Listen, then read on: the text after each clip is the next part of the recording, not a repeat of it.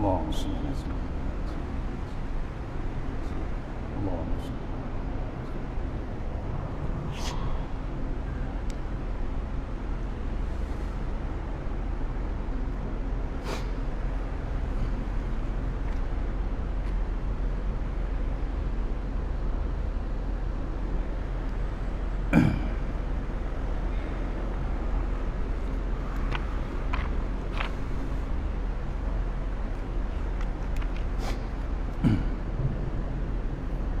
Assalamualaikum warahmatullahi wabarakatuh. Alhamdulillah wassalatu wassalamu ala asyrofil mursalin wa ala alihi washabbihi ajma'in. A'udzubillahi minash syaitonir rajim. Jabbar wal izzatu lillahi wa rasuluh. Allahumma ghnina bi haram haram bismika Allahumma ya da'i ya hayyu ya fardu ya wajid ya ahad ya samad. Allahumma shalli ala Muhammad wa ala ali Muhammad. Bismillahirrahmanirrahim. Rabbi shrah li sadri wa yassir li amri wa hlul 'uqdatam min lisani yafqahu qawli. Ya ibadallah ittaqullah usikum wa iyaya taqullah faqad fazal muttaqun. Allah ta'ala hikmataka wa su'alana min hazatika ya arhamar rahimin. Bismillahirrahmanirrahim. Bismillahirrahmanirrahim. La yasulullah. Bismillahirrahmanirrahim. La yasulullah. Bismillahirrahmanirrahim. Man kana min ni'matin faminallah. Bismillahirrahmanirrahim. La ya'ti bil hasanati illallah. Bismillahirrahmanirrahim. La haula wa la quwwata illa billahil aliyyil azim. Allahumma inni as'aluka bi barakati syarifah an tuhimmal dunya. Amin ya rabbal alamin. Alhamdulillah, jumpa kita buat pertama kalinya untuk tazkirah sebelum Jumaat. Mudah-mudahan pengisian yang sebentar ini dapat kita bawa menghadap Allah Ta'ala yang Maha InsyaAllah untuk lagi barakah kita dengan surah Al-Fatihah.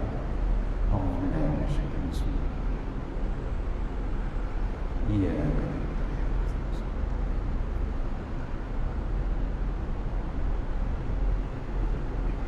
Alhamdulillah. Kita sudah hampir masuk ke bulan Ramadan, tinggal lagi beberapa hari lagi. Kalau panjang umur kita, dapatlah kita berpuasa selama sebulan. Itu yang kita berdoa terus. Kalau pendek umur kita, berpuasalah kita selama-lamanya. Betul tak betul? Panjang umur dapat kita puasa sebulan. Tapi kalau Allah cabut nyawa kita awal lagi sebelum Ramadan, kita akan berpuasa juga, tapi selama-lamanya kita puasa. Tak ada orang makan lagi dalam kubur. Sebab tu kita ni diingatkan, kita ni semuanya calon-calon ke kubur. Hebat macam mana pun kita akan masuk kubur. Tu pagi tadi Tok Imam ada baca surah Sajadah. Betul? Surah Sajadah yang kita sujud, berjumpa dengan ayat Sajadah, sujud. Ada satu ayat yang dibacakan Tok Imam, A'udzubillahi minasyaitonirrajim. Qul yatawaffakum malakul maut lazi wukkila bikum. Sampai habis.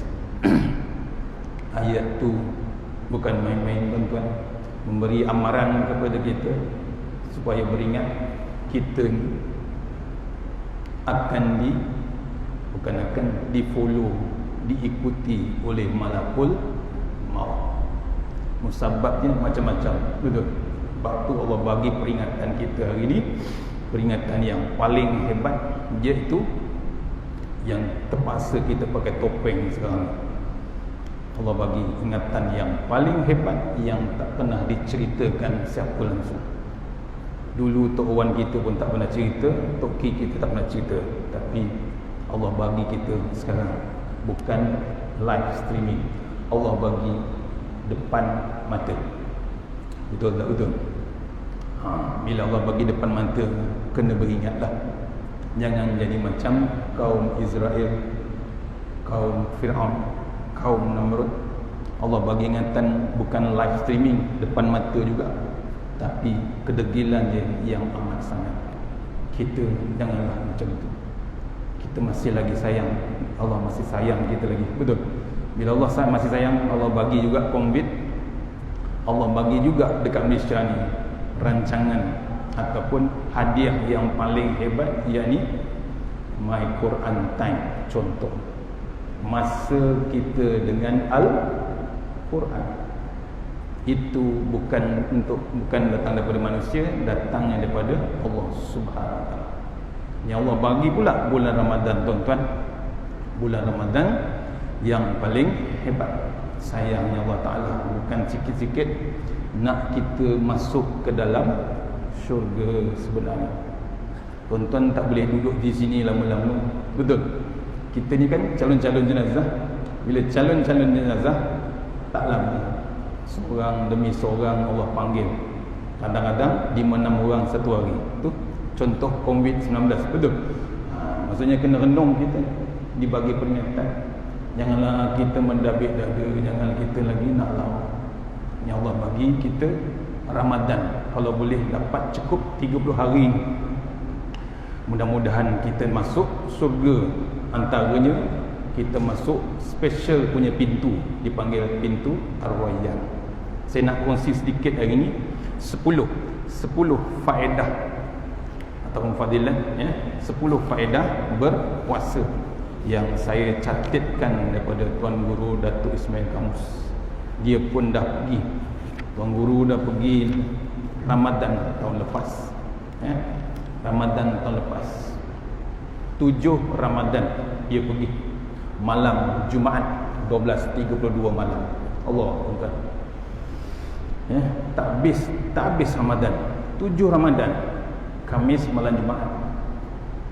Kata Tuan Guru Habib Zainal, Tuan Guru dah raya di sana. Faham tak? Faham maksud orang dulu. Maksudnya kita ni jangan sibuk dengan raya kita. Kita sibuk nak raya di akhirat besok. Tu persiapan kita. Ini saya catatkan daripada kuliah dia, kuliah subuh 15 hari bulan 8 tahun 2008 di Pondok Batu Sembilan, Ceras. Antaranya dipesankan kita, tujuan kita berpuasa bukan tujuan kita yang lain. Tujuan puasa kita tak berlapar, bukan nak mengingati makanan, ya, dengan lillahi ta'ala. Tujuan puasa, kalau kita tujuan puasa masih nak mengingatkan makanan juga, mengingatkan hari raya, tak jadi apa tuan. Ni tujuan utama puasa. Batu dia pesan besok tu Ramadan, malam ni tarawih. Betul? Bila malam ni tarawih, petang tu kata ulama tu Allah renung kita personally. Kata Tuan Guru, Allah renung kita ni seorang demi seorang. Kalau Allah renung kita dengan pandangan rahmat petang tu, maksudnya kita dah ada kat masjid. Bila Allah renung kita dengan pandangan rahmat, sebulan Ramadan tu penuh dengan rahmat. Tapi kalau kita petang tu maghrib masih lagi di shopping kompleks, masih lagi membeli lauk, masih lagi membeli persiapan macam besok nak PKP. Betul tak betul? Selalu macam tu. Kecoh macam besok nak PKP ataupun tak darurat. Sibuk dengan lauk, dengan makanan. Kita terlupa Allah duk renung kita sebenarnya. Janganlah tahun ni kita buka minda kita biar direnung Allah Ta'ala dengan pandangan rahmat. Kita nak mati mungkin, kita tak kemana dah, cukup masa kita mati. Tu persiapan ni. Ni kata Tok Guru, faedah berpuasa yang pertama yang saya catat kat sini, faedah berpuasa yang pertama, dinaikkan darjat kita, iman kita ditinggikan bila berpuasa. Tapi berpuasa sepenuh-penuhnya, bukan calang-calang puasa. Pasal apa? Pahala puasa tak boleh dikira. Pahala puasa Allah saja yang tahu. Pahala sembahyang orang kira, betul? Sembahyang berjemaah sekian-sekian, sembahyang seorang-seorang sekian-sekian. 1 kali 1 kalau bujang sembahyang seorang-seorang di rumah, 1 kali 1. Kalau orang bujang sembahyang di masjid berjemaah, 1 kali 27. Tu orang bujang. Orang kahwin sembahyang rumah seorang-seorang dengan isteri, rugi. Pasal apa? Dia tak berjemaah di masjid. Yang Allah bagi peluang ke masjid, betul? Datanglah masjid, datanglah surau. Pahala dia hebat. 1 kali 27 kali 70 kali ganda. Secetit pada tubuh dia sembahyang. Contohnya, bayangkan kalau kita sembahyang masjid malam Lailatul Qadar, macam mana? Rugi tak kalau tak pergi? Rugi. Wah tuan-tuan, kalau boleh jangan miss witir berjemaah. Itu setahun sekali aja. Mohon tuan-tuan, jangan buat di rumah. Rugi kita. Duduk dalam masjid, duduk saja lelap daripada awal sampai habis, dapat tak pahala? Dapat tuan-tuan. Hebat pahala dia. Tu orang berkahwin 1 kali 27 kali 70, betul? Tu kali dengan 1000 malam Lailatul Qadar. Tu baru kahwin 1. Bayangkan kalau dah 2 3 isteri. Jangan dikira isteri tu, kira pahala tuan-tuan. Hebatnya Allah nak masukkan kita dalam syurga. Tu faedah berpuasa, dinaikkan darjat kita. Yang kedua, dihapuskan dosa kita. Dosa kita waktu di Ramadan lepas sampai Ramadan ni, ada tak dosa? Memang ada banyak dosa, betul? Kalau tidak, kenapa Allah turunkan COVID? Untuk mengingatkan kita yang lara, yang leka. Sayangnya Allah Ta'ala, Allah hantar juga hadiah dia. Apa dia? Al-Quran. My Quran time dah 10 juzuk tuan-tuan. Satu hari satu muka je. Semuka sampai minggu ni dah 10 juzuk, dah ulang kaji. Kalau kita tak follow tuan, nak harapkan sendiri baca pun belum tahu lagi. Cari jalan. Allah bagi hadiah yang terbaik. Yang ketiga, mencegah, memecahkan nafsu kita. Bila kita berpuasa, kita dipecahkan hawa nafsu. Lama lah puasa, tak boleh kontrol nafsu. Bila puasa, kita manage, kita uruskan nafsu kita. Jangan langsung tak manage tuan. Sebab tu Nabi berbuka puasa simple aja. Apa dia? Kurma dan ayam. Jangan disombongkan dengan sunnah Nabi. Kita kadang-kadang selawat, tapi sunnah Nabi tak anda ikut, rugilah. Bersahur macam tu. Sebab tu satu lagi saya nak ingatkan, kalau boleh, Ramadan ni ada kaitan rapat dengan ibu dan ayah kita. Sebab tu janganlah seronok sangat kita berbuka di restoran, berbuka di surau, berbuka di masjid, tapi sebulan Ramadan kita tak pernah berbuka atau bersahur dengan ibu ayah kita di kampung. Jangan tuan-tuan, itulah peluang yang paling terbaik kita buat pahala. Ramai orang tinggalkan. Kalau sebelum PKP dulu, sebelum COVID, seronoknya berbuka setengah bulan di Madinah, setengah bulan di Mekah. Ada tak package tu? Ada, umrah Ramadan. Tapi dia sekali tak pernah bersahur, berbuka dengan mak dia sendiri, bapak dia sendiri di kampung. Berlaku tak berlaku? Berlaku. Meraung ibu dan ayah tu. Walaupun bekerja Isnin, Khamis sampai Jumaat, ditunggunya hari Sabtu, Ahad. 10 anak, seorang pun tak balik. Saya nampak. Betul dia tak menangis, tapi kita boleh tengok anak mata dia tu berendam dengan air. Tolong tuan-tuan. Salah satu yang ditegur Jibril waktu Nabi nak membaca khutbah, umat Nabi naik satu step, umatmu diberi peluang bersama kedua ibu bapa, umatmu tak buat kebajikan dengan mak bapak. Nabi kata umatmu masuk neraka. Jibril kata, Nabi kata apa? Amin. Umatmu diberi peluang berpuasa sebulan Ramadan, tapi masih lagi terus ahli neraka. Umatmu masuk neraka. Nabi kata amin. Satu lagi, umatmu diberi peluang untuk berselawat, tapi seorang pun tak nak, berat mulut tu nak berselawat. Umatmu masuk neraka.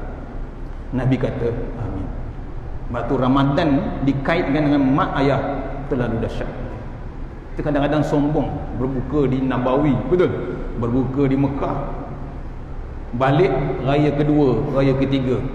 Sama tak pahala Syawal dengan pahala Ramadan, tuan-tuan? Cuba renung. Ni ada peluang, rancang-rancanglah. Kalau kerajaan bagi peluang untuk rentas negeri, ambillah peluang bersahur, berterawih dengan mak dan ayah. Kalau tidak, sebenarnya kita ingat Ramadan buat pahala banyak, rupanya kita hiris, tergoris hati ibu dan ayah kita. Apa cerita tuan? Kena renung. Cuba buka minda ini. Boleh tuan-tuan? Buka. Ya. Yang kedua, yang ketiga, memecahkan nafsu. Yang keempat, bila berpuasa, faedahnya kita terasa payah, terasa susah. Baru kita tahu orang gelandangan makan tak makan macam mana, orang fakir makan macam mana. Sebab tu dalam bulan puasa, kalau boleh merayau ke masjid, satu masjid, bawa keluarga kita, tunjukkan anak kita, tunjukkan keluarga kita macam mana orang susah makan, orang gelandangan makan macam mana, orang miskin makan macam mana. Tuan-tuan kena ingat, Datuk Ismail Kamus bila bulan puasa dia mesti bagi statement dia. Bila bulan puasa, orang miskin, orang fakir kata apa benda kita nak makan hari ni? Orang kaya kata apa? Restoran, hotel mana kita nak berbuka? Betul tak betul? Orang miskin, apa benda, apa makanan kita nak makan hari ni? Tok Guru tambah satu lagi, orang politik, siapa pula kita nak makan? Kena faham tu. Allah Akbar. Sebab tu bila buat puasa ni kita terasa payah, terasa fakir. Yang kelima, bila berpuasa kita menyempurnakan ketaatan kita kepada Allah Subhanahu. Pasal apa? Diperintahkan kita. Wajib memang wajib. Yang Isnin Khamis tu tak wajib. Betul? Tu sunat. Tapi yang sunat tu jangan ditinggalkan. Kata orang tua, betapa ruginya kalau kita tak buat yang sunat. Contohnya lepas Jumaat nanti, ramai orang tak nak buat lepas Jumaat. Ba'diyah itu dipanggil sunat wakaf. Tapi start motor dah, rugi kita. Tolong buka minda kita. Itulah paling hebat Jumaat. Dan satu lagi saya nak ingatkan, waktu Tok Khatib berhenti baca khutbah, antara dua khutbah tu, itu kata ulama salah satu waktu mustajab untuk berdoa. Itu pun ramai yang lelap. Betul tak betul? Lelap. Tiap-tiap minggu rugi. Pasal apa? Terlepas waktu mustajab. Tolong tuan-tuan, hari ni tolong celik mata. Boleh? Yang lepas tu bila menyempurnakan ketaatan ni, kita ikut perintah Allah Ta'ala. Untuk apa? Ayat 183 Al-Baqarah, hujung dia la'allakum tattaqun, nak jadi orang bertakwa. Betul? Puasa. Ayat 2 Al-Baqarah pun zalikal kitabul la raiba fihi hudal lil muttaqin, hujung dia takwa. Kata Ustaz Somad, bulan Ramadan ni bila timbul takwa tu, disimplifikan perkataan takwa tu, ta, qaf, waw, ya.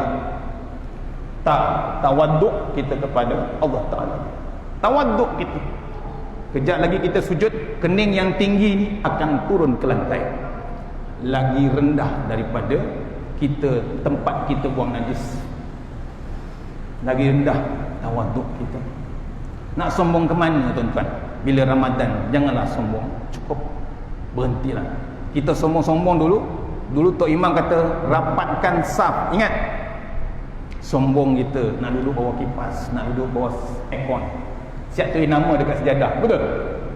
Sekarang Allah hantar MKM, Allah hantar KKM, jauhkan jarak 1 meter, 1.5 meter. Betul tak betul? Sombongnya kita dulu.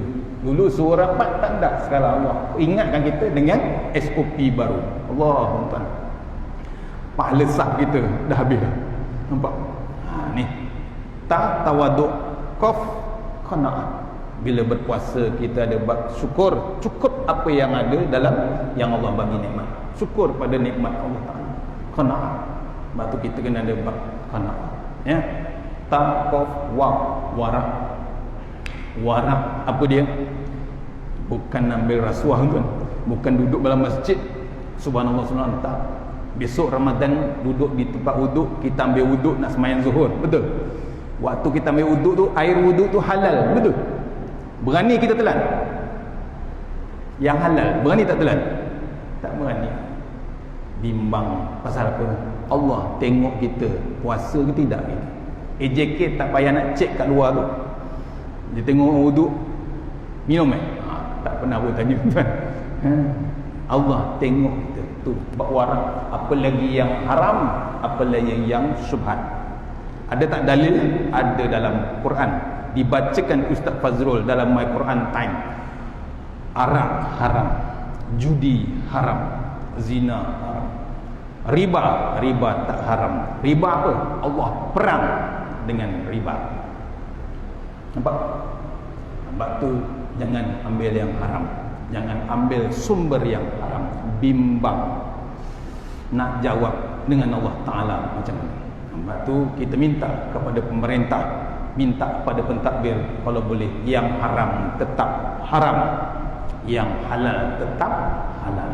Mohon kita doa biar pentadbir, biar pemerintah berhentikan kutip cukai-cukai yang sumber yang daripada yang haram.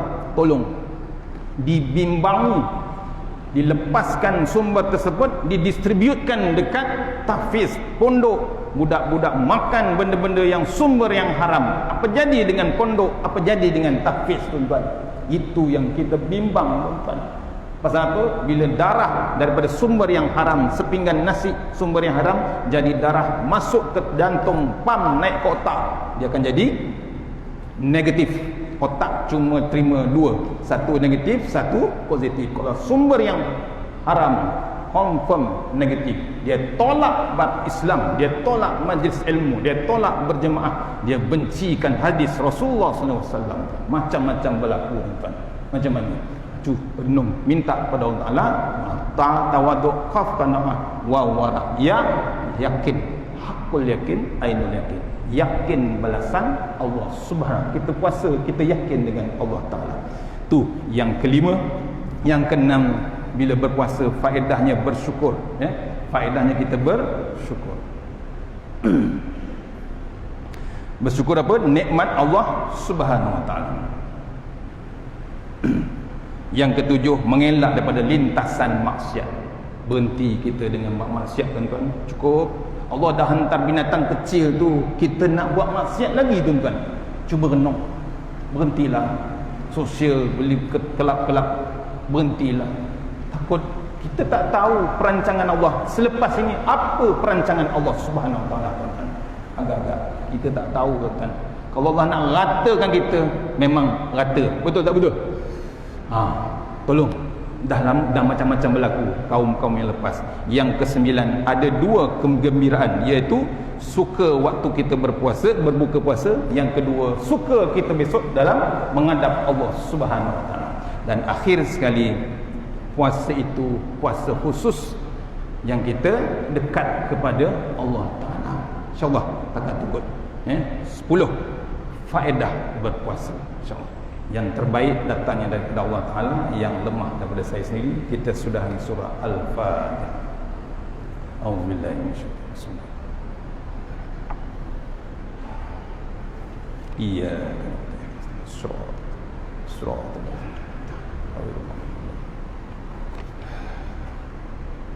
minasyaitanir rajim. Bismillahirrahmanirrahim.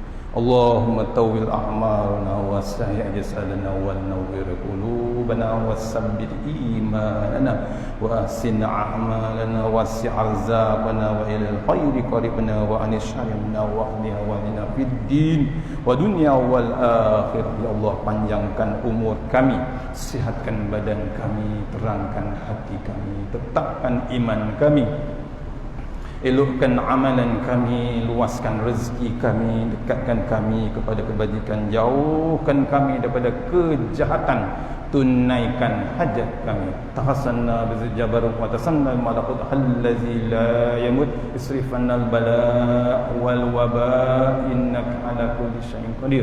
Rabbana atina fid dunya hasanah wa fil akhirati wa qina azabannar. Wa sallallahu wasallam walhamdulillahi rabbil alamin.